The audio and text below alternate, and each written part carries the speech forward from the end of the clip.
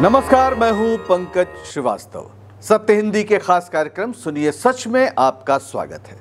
आज बात ईरान में जारी जंग के बीच तख्ता पलट की सुगबुगाहट की। आखिर क्यों ईरान के आखिरी शाह के बेटे ने ईरान के लोगों से सरकार को उखाड़ फेंकने का आह्वान किया है? क्या अमेरिका और पश्चिमी देशों का इरादा खामनेई का शासन उखाड़ फेंकना है और शाह के बेटे यानी रजा को ईरान का शहंशाह बनाना है? क्या एक बार फिर 1953 दोहराने की कोशिश है, जब ईरान में लोकतांत्रिक ढंग से चुने गए प्रधानमंत्री का तख्ता पलटकर सारी सत्ता शाह के हाथ में दे दी गई थी? और इसी की प्रतिक्रिया 1979 की इस्लामी क्रांति में नजर आई। मिलेंगे इन तमाम सवालों के जवाब हमारे इस वीडियो में। तो शुरू करते हैं आज का सफर, जिसके पहले पड़ाव पर खड़े हैं ईरान के क्राउन प्रिंस यानी रजा पहलवी। ये मोहम्मद रजा पहलवी के बेटे हैं, फिलहाल वॉशिंगटन या अमेरिका में हैं और वहाँ से वो लगातार कुछ ऐसा बोल रहे हैं जिससे लगता है कि कोई बड़ी योजना पर काम हो रहा है। उन्होंने एक प्रेस कॉन्फ्रेंस की है 17 जून को देर रात, जिसमें उन्होंने जो कुछ कहा है वो काफ़ी चौंकाने वाला है। उन्होंने कहा कि इस्लामी गणराज्य का अंत आ गया है और ये व्यवस्था अब टूट रही है। आयतुल्ला खामनेई एक डरे हुए चूहे की तरह बंकर में छुपा हुआ है और नियंत्रण खो चुका है। समय आ गया है कि ईरान को फिर से आज़ाद किया जाए और लोकतांत्रिक रास्ते पर लाया जाए। खुद शाह के बेटे, जिन्होंने लंबे समय तक वहाँ पर शासन किया था, इनके दादा ने, इनके पिता ने, और पिता के समय ही परिवर्तन हुआ 1979 की जो इस्लामी क्रांति हुई, जिस पर हम आगे बात करेंगे। लेकिन इनका कहना है कि लोकतांत्रिक रास्ते पर ईरान को ले जाना है। रजा पहलवी जो इनका नाम है, जो कहा जा रहा है, उन्होंने जनता से लेकर सेना तक को इस सरकार को उखाड़ फेंकने का आह्वान किया है। रजा पहलवी को उनके पिता के राज्याभिषेक के समय, राज्याभिषेक नहीं बल्कि जब वो शहंशाह अपने को घोषित कर रहे थे, वैसे तो 1941 से ही वो शासन संभाल रहे थे, तो 1967 में उन्होंने अपने को शहंशाह घोषित किया था ईरान का। और उसी समय ये 7 साल के थे महज। जो रजा पहलवी हैं वो 7 साल के थे और उन्हें उस समय क्राउन प्रिंस यानी वली-ए-अहद या उत्तराधिकारी घोषित किया गया था। फिलहाल वे ईरान से निर्वासित जो अंतिम शाह का परिवार है उसके मुखिया हैं। लेकिन ये जो बयान आया है और इस जंग के बीच में ये बयान आया है, तो इसके बहुत से मायने हैं और ये बयान अचानक नहीं आया है। 2 महीने पहले द टेलीग्राफ में उनका एक इंटरव्यू भी आया था। ये माफ़ करिएगा, 2 नहीं, थोड़ा और पहले फरवरी में आया था, 23 फरवरी 2025 को। उन्होंने द टेलीग्राफ में जो कहा था वो भी हमें याद करना चाहिए। उन्होंने कहा था कि यूरोप और अमेरिका को तेहरान में शासन के आसन्न पतन के लिए तैयार रहना चाहिए। यानी इन्हें ये पता था कि आने वाले दिनों में कुछ ऐसा होगा जिससे ये सरकार चली जाएगी, यानी कोई एक ऐसी योजना है रजा पहलवी जिसके हिस्सेदार हैं। और द टेलीग्राफ में अगर वो फरवरी में ये बात कह रहे हैं और उसमें कह रहे हैं आसन्न पतन, यानी जल्दी ही सरकार का पतन हो जाएगा और यूरोप अमेरिका को इसके लिए तैयार रहना चाहिए, तो इसका क्या मतलब है? क्या रजा पहलवी की अपनी कोई ऐसी हैसियत है कि वो ईरान में परिवर्तन करा दें? वो तो नहीं है। और अभी जो हो रहा है वो हमें ज़रूर नज़र आ रहा है कि ईरान में सत्ता परिवर्तन हो, ऐसा इजराइल से लेकर अमेरिका तक का कहना है। और उस समय द टेलीग्राफ ने जो इनके बारे में लिखा था वो भी महत्वपूर्ण है। उसने क्या लिखा था?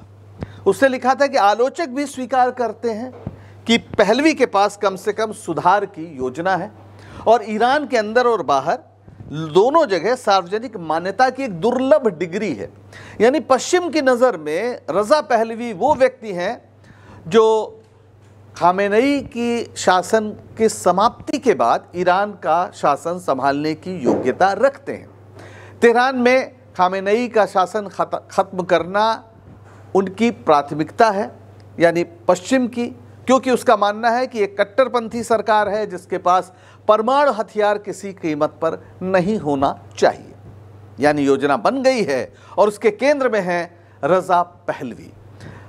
रजा पहलवी का ये दावा है कि आने वाले दिनों में वे ईरान को समृद्ध बनाने की पूरी योजना बनाए बैठे हैं और अमेरिका समेत पूरे पश्चिम को इस योजना की गहराई का पूरा अंदाज़ा है और किस स्तर पर काम हो रहा है उसका एक नमूना यह है कि जो सरकारी टेलीविज़न है वहाँ पर अचानक जब प्रसारण हो रहा था उसके बीच जन विद्रोह की अपील करने वाले वीडियो क्लिप्स प्रसारित होने लगे। ये जाहिर है हैकर्स का कमाल था, लेकिन ये हैकर कौन थे आप ये देखें। ये सरकारी टेलीविज़न वहाँ का जो है Islamic Republic of Iran broadcasting, और सरकारी टीवी पर क्या लिखा गया, वहाँ पर लिखा गया कि अगर आप टीवी देखते समय बेतुके संदेश देखते हैं तो ये दुश्मन की ओर से सैटेलाइट सिग्नल की जैमिंग के कारण है।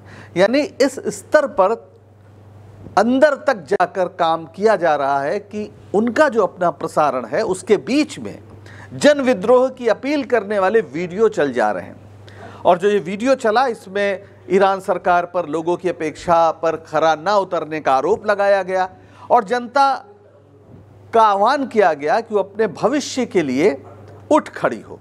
साथ में उन ईरानी कमांडर्स की तस्वीर भी दिखाई गई जिनकी 13 जून को इजराइल का जो पहला हमला था उसमें मौत हुई थी। तो क्या अमेरिका 1953 को दोहराने की फिराक में है, जब ईरान के प्रधानमंत्री या कहें कि लोकतांत्रिक सरकार का तख्ता पलटा गया था और सारी शक्ति शाह के हाथ में दे दी गई थी।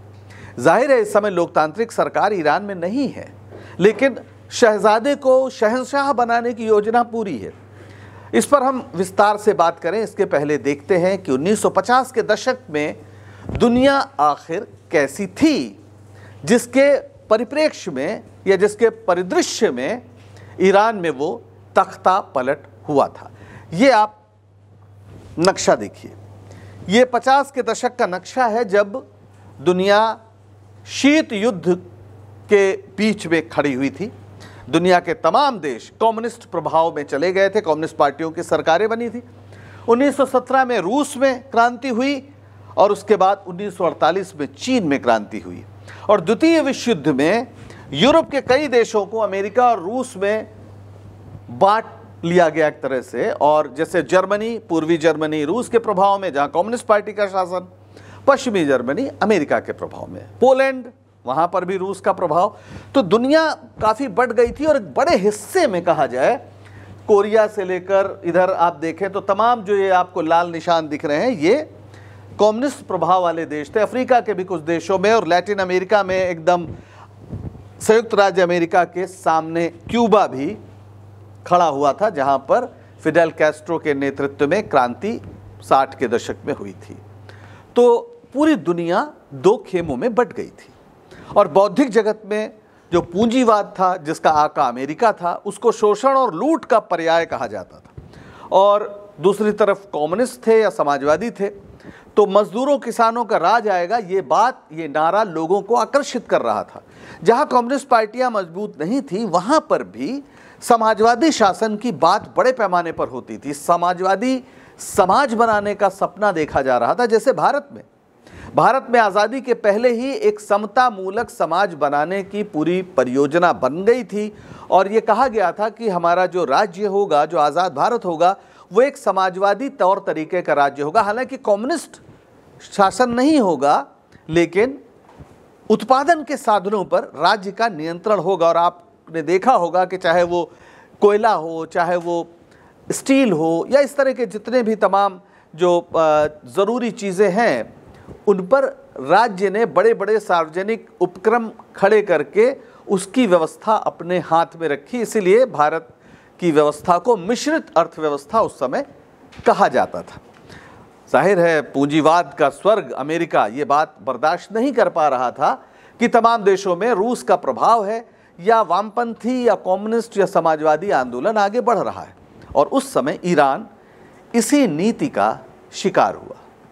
प्रधानमंत्री मोसद्देक जिनका शासन था, एक ऑपरेशन अजाक्स चला और वहाँ उस ऑपरेशन के ज़रिए उनके शासन को उखाड़ फेंका गया।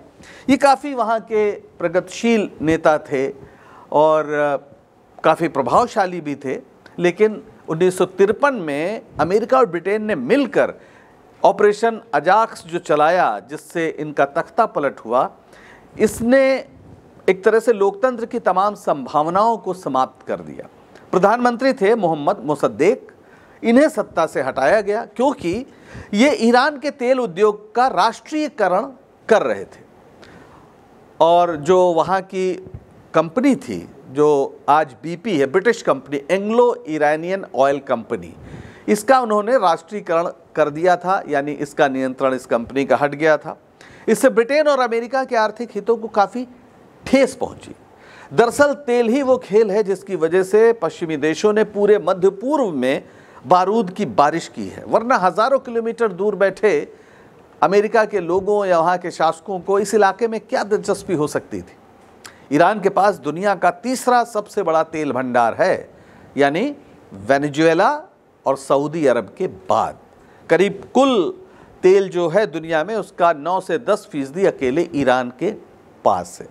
और इस अपने प्राकृतिक संसाधन का इस्तेमाल पूरे देश की तरक्की में हो, ऐसा मोसद्देक चाहते थे और इसलिए उन्होंने राष्ट्रीयकरण किया। लेकिन उनके खिलाफ जमकर प्रचार अभियान चलाया गया, उन्हें बदनाम करने की पूरी कोशिश की गई CIA और ब्रिटिश SIS जो है वहाँ की खुफिया एजेंसी, उसके द्वारा। उस समय मोहम्मद रज़ा जो वहाँ के शासक थे, जाहिर है वो भी अपने शासन को सीमित नहीं चाहते थे, वो अपनी ताकत को बढ़ाना चाहते थे। अभी ये तस्वीर आपने देखी, ये मोहम्मद रज़ा, जो रज़ा पहले रज़ा शाह हैं, उनके बेटे, ये 1941 से वहाँ पर शासन कर रहे थे और 1953 में इन्हीं को पूरी तरह से सत्ता दी गई। मोहम्मद मोसद्देक को हटाकर इनके समर्थन में बड़े बड़े प्रदर्शन करवाए गए और सेना की मदद से 19 अगस्त 1953 को मोसद्देक को गिरफ्तार कर लिया गया।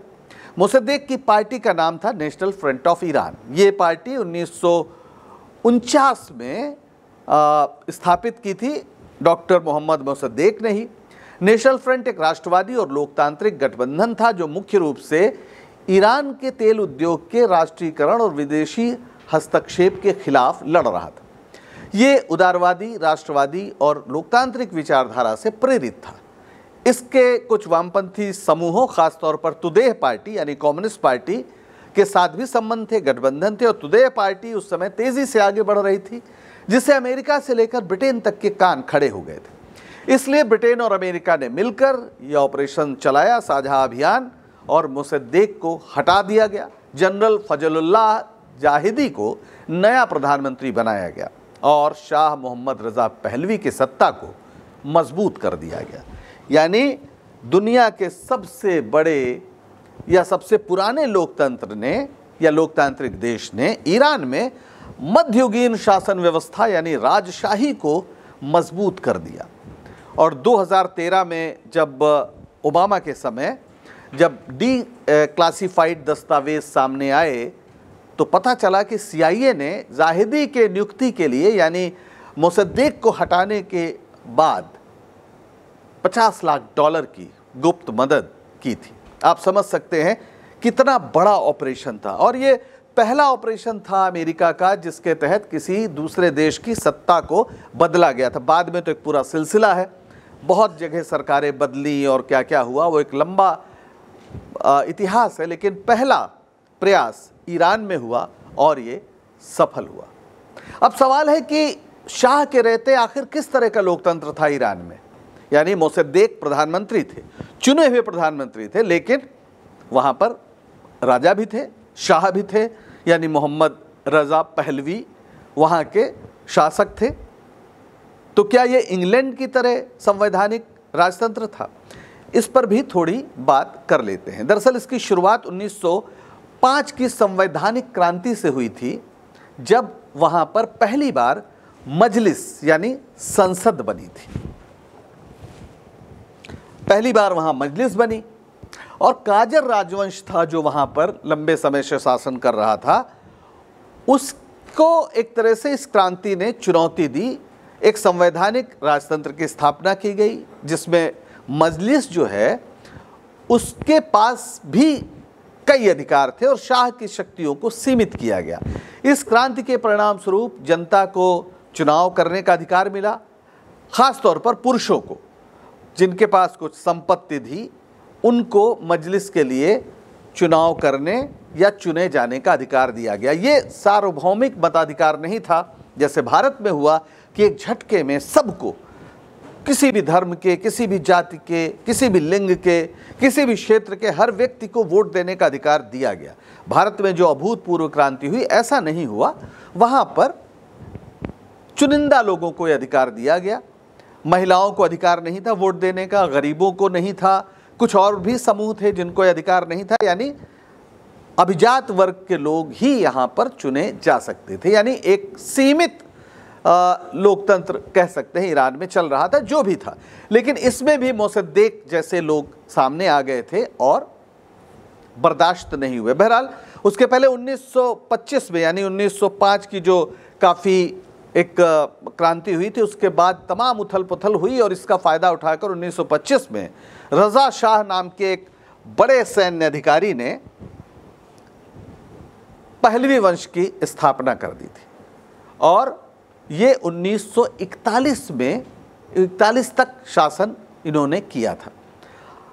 उस समय ईरान में भी समाजवादी प्रभाव बढ़ रहा था, जैसा हमने चर्चा की कि मोसद्देक जैसे नेता आगे आए थे, राष्ट्रीयकरण को लेकर मांग उठा रहे थे, लोकतांत्रिक सुधारों की मांग कर रहे थे।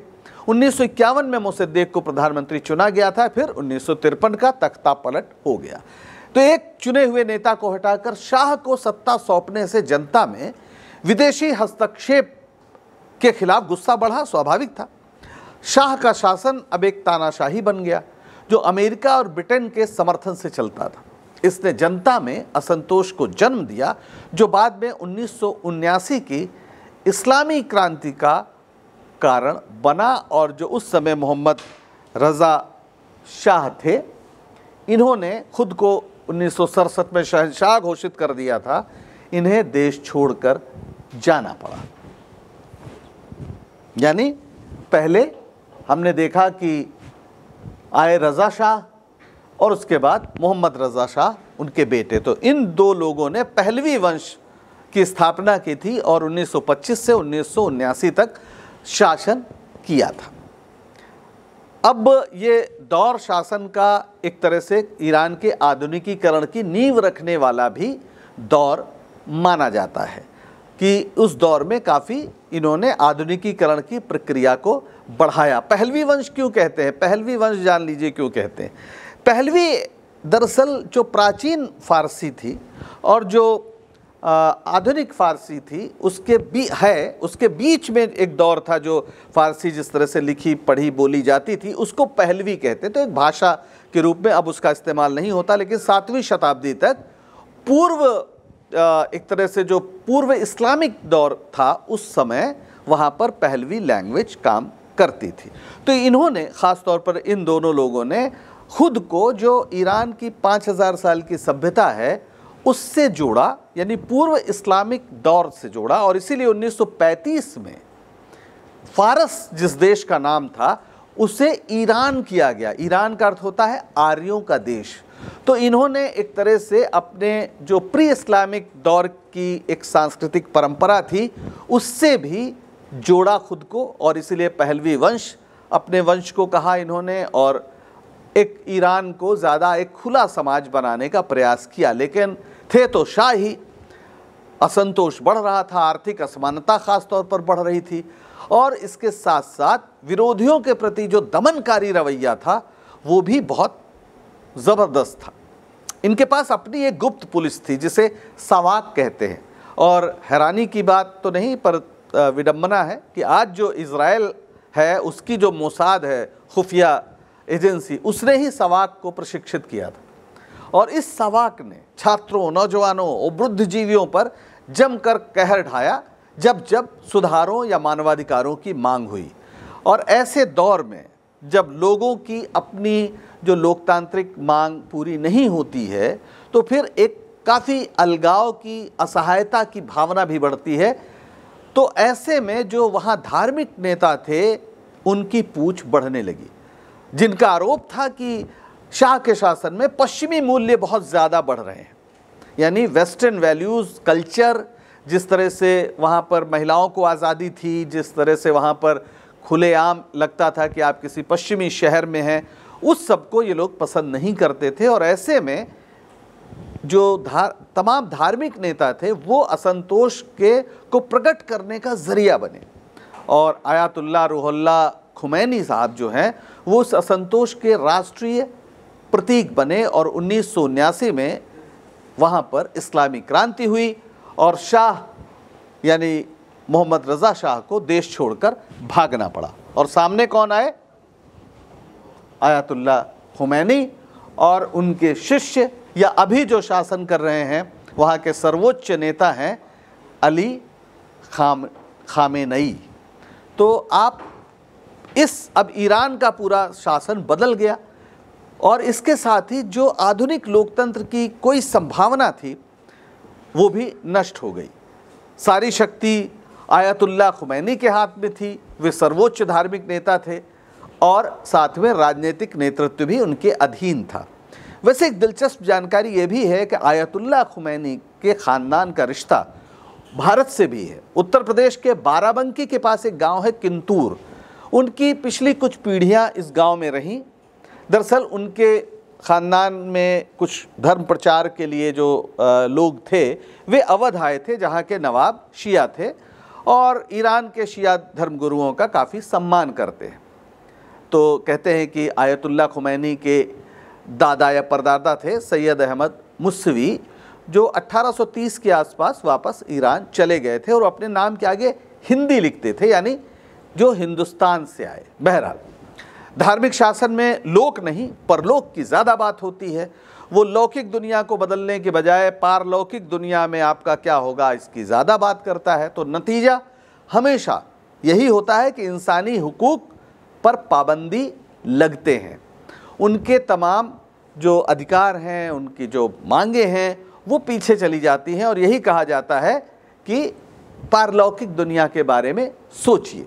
और ये सिर्फ एक धर्म का मसला नहीं है, ये हर धर्म में जहाँ जहाँ राजनीति पर धर्म हावी होता है आम आदमी को यही तकलीफ़ मिलती है, इसी से उसे गुजरना होता है। तो ईरान में भी यही हुआ। और फिर जो ये इस्लामी क्रांति है इसने भी अपना रंग दिखाया। 1980 में शुद्धिकरण अभियान चला और मानवाधिकार समूहों के अनुसार अगर हम माने तो हज़ारों लोग, जिसमें नेशनल डेमोक्रेटिक फ्रंट और पीपल्स मुजाहिदीन के तमाम सदस्य थे, वो मार डाले गए। ख़ास तौर पर ईरान के जो कम्युनिस्ट और वामपंथी नेता थे, कार्यकर्ता थे, उन्हें बहुत ज़्यादा प्रताड़ित किया गया, मारा गया, जेलों में डाला गया और महिलाओं के तमाम जो अधिकार थे उससे उन्हें वंचित कर दिया गया। एक तरह से एक प्रतिगामी शासन की नींव भी रखी गई जहां असहमति की कोई जगह नहीं थी। बीते कुछ वर्षों में ईरान में लोकतांत्रिक आंदोलन की एक लहर पैदा हुई थी। कुछ शुरुआत नज़र आ रही थी, ख़ास तौर पर हिजाब वाले मसले पर महिलाएं सड़क पर आ गई थीं और बड़े पैमाने पर वहां पर प्रदर्शन भी हुए थे। ये तस्वीरें हैं जो बताती हैं कि ईरान में नौजवान ख़ास तौर पर अपने अधिकार के लिए संगठित हो रहे थे और एक लोकतांत्रिक बदलाव की आहट कहीं सुनाई पड़ रही थी। लेकिन जो इज़राइल की ये बमबारी है इसने अब सब बदल दिया है। इजरायली मिसाइलों के खिलाफ ईरानी राष्ट्रवाद भड़केगा और तमाम असंतोष को दबा देगा, ये सोचना कोई बहुत दूर की कौड़ी नहीं है। और दूसरी तरफ अगर ईरान युद्ध हार गया तो फिर ईरान में शाह के शासन का अंत होगा और माफ़ करिएगा, ईरान में शाह का शासन वापस आएगा और अमेरिका की एक कठपुतली बनकर जो अब रज़ा पहलवी साहब हैं वो वहाँ पर शासन करेंगे। यानी जनता के लोकतांत्रिक अधिकारों का सवाल एक बार फिर पीछे चला जाएगा और 5000 साल पुरानी इस सभ्यता का बारूदी ढेर में बदलना भी एक बड़ी त्रासदी होगी। आज के लिए बस इतना ही। सच बताने का हमारे ये सिलसिला आपको पसंद आ रहा हो तो लाइक करें, शेयर करें और चैनल को सब्सक्राइब करें। सत्य हिंदी के ऐप को भी डाउनलोड करें, जिसका पता वीडियो के नीचे डिस्क्रिप्शन में आपको मिल जाएगा। अब दीजिए इजाजत।